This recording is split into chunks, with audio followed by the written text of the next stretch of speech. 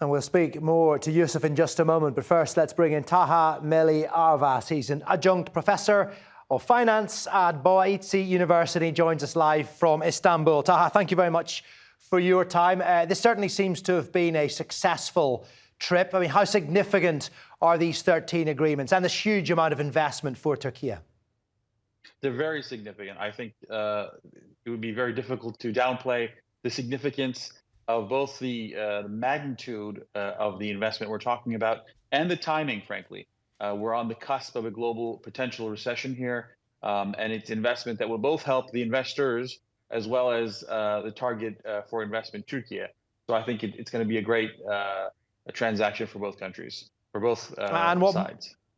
And what more can you tell us about the 50 billion itself, how that might break down and where it might go? Right.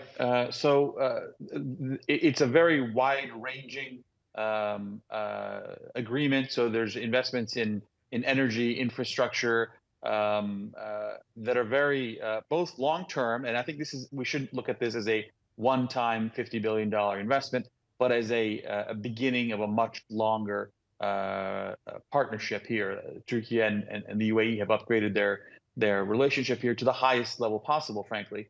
And while the president was in the UAE and the region, he also had these other meetings with, as Yusuf pointed out, Saudi Arabia and Qatar, both of which went very swimmingly. So I think it's very positive for both Turkey as economy and for those countries that invested.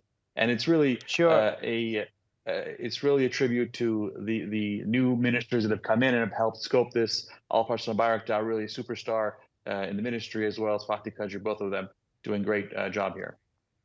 Yeah, sure. So 50 billion right now, but you alluded to the fact that these are countries, partners with very, very deep pockets. Where could this partnership go?